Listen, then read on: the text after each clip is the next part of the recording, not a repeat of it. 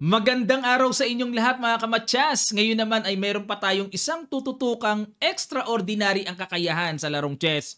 Woman International Master Alice Lee. Naku, parang si Meow Meow ito. At the same time, meron pa siyang FIDE Master title ng lalaki. Dalawa titulo. Oh.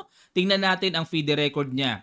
Siya ay pinanganak noong 2009. 14 years old siya this year. Lamang siya ng isang taon kay Meow Meow kasi si Lu Miaoyi 2010 pinanganak. Ang long game nito, 2388, rapid 2350, blitz 2330. Solid mga kamatyas para sa 14-year-old girl player.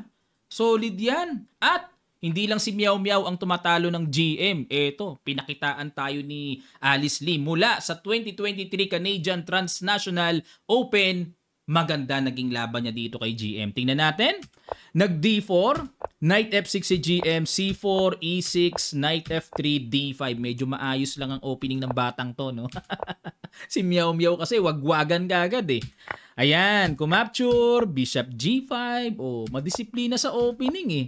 E3, Knight BD7, develop, H6, sinubukan ng Bishop, maintain lang ang pin, hinabol, atras, hinabol, talagang trip na trip ni GM na pisakin ang Bishop na yan, at nag-Bishop E5, good move. Nag-Knight G7, pinangharang sa threat. Kasi dito kung kakapturin, takes, magkakaroon ng tempo attack. At kung babalik, Knight F6, magkakasel lang. Then later on, mag-E4, mabilis ang impact ng puti dyan. Malakas ang pressure na pwedeng maibigay ng puti. Okay, balik tayo. Kaya sa linya, nagda-Knight G7 talaga, nag-E4. Interesting bookline pa rin. Capture, yan naman ang novelty. Dahil sa mga nagdaang laban ayon sa record, Knight takes E5 ang madalas ginagawa dito. Pero dito, nag-D takes E4, Bishop takes E4, G4. Talagang gusto rin talaga ni GM ng guluhan. Kumapture sa Knight takes at nag-D5. Kinulong ang Bishop. Knight C5. Nako, daming bitin-bitin. Bitin ang Bishop, bitin ang Knight. Nag-D takes E6. Tama ang ginawa ni Alice. Kinapture, Rook takes, Knight takes E4, Knight takes E4, G takes F3, Rook D7. Aba! Grabe, daming mga bitin-bitin. Nakakahilong bitin yan At nag-Bishop E5, dinipensahan ang pawn sa C7, Rook takes F7, nag-Rook F8. Teka muna, ano ba meron kung capturein ang pawn? Magro-Rook G1. Very easy, magro-Rook takes G2. At kung mag-Rook G8 man, mag-E4. At kapag nag-Bishop D4, magro-Rook takes C7. Pa-capture ang tore pero hindi pwede may matchas. Knight D6. King D8 at Rook D7, mamamatchas ang Black King. Kaya ang gagawin ng Black dyan ay Rook D8 para walang Knight D6. Pero mag-E7, Rook D7 ang haba ng line. Ito mangyayari. Bishop takes and Rook takes G2. Still advantage for white. Okay, kasi one pawn up Yan ang line dyan. Pero balik tayo, after Rook takes F7, ang ginawa ni GM nag-Rook F8 at nag-Rook takes F3, takes, King E7. Babagsak din naman ang pawn sa E6 at nag-B3 iniwas sa pagkakatret. Rook G8, saan pupunta yan? Sa G2. Nag-King E2, B6 para walang Knight C5 at nag-King E3, mag-F4 na si Alice. Rook F8 pinigilan at nag-Knight G3. Saan pupunta yan? Knight E2 F4. King takes E6, Knight E2, Rook D8, F4 na, Bishop F6 and Rook C1 threat sa pawn. C5, nag-Rook C2. Ayun, hinay-hinay lang. Mukhang magro-Rook dito mamaya. Rook D1, hina muna ng Rook to Rook, tinanggap naman ni GM. Aba, pinasok ni Alice yung ganitong endgame.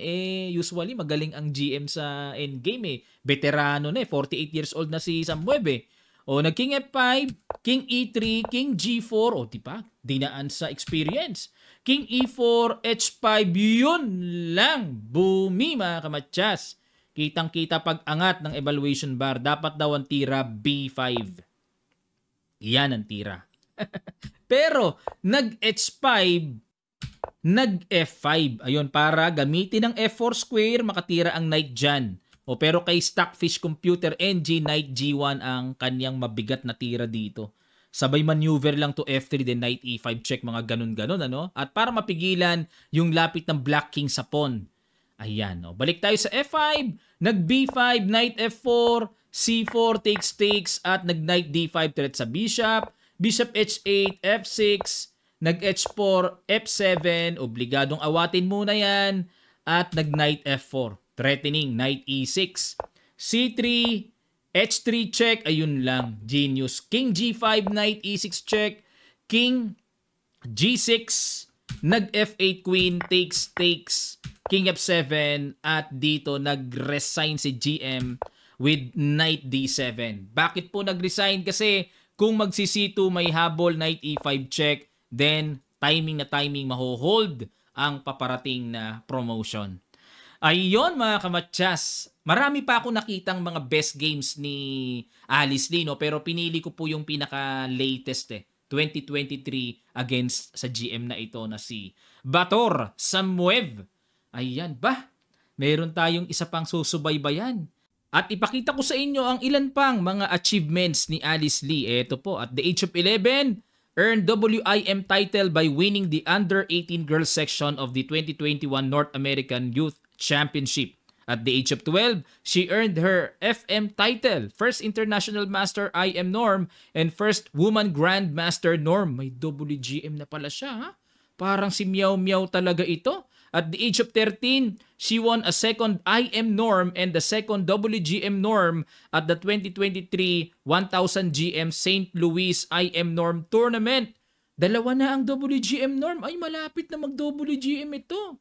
At the age of 13, she crossed the 2400 live rating mark after the first 2 rounds during the 2023 1000 GM NYC IM Norm Tournament, thereby fulfilling the rating requirement for the IM title. Ayun. And at the age of 13 pa rin, she won the final IM Norm and final WGM Norm at the 2023 Canadian Transnational Championship. Ayun, dito yon, ano?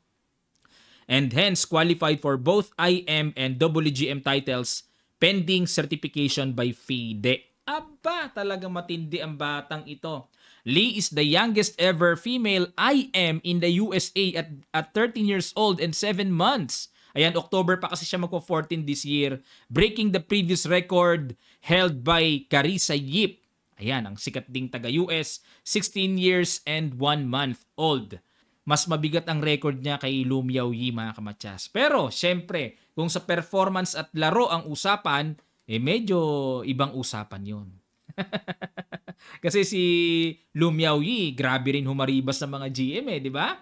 Ayan, sa inyo pong palagay, ano kaya ang diferensya ni Lu Miaoyi at ni Alice Lee? Magkatunog, ano? Ayan, siguro meron ding lahing Chinese itong si Alice, ano, sa magulang niya.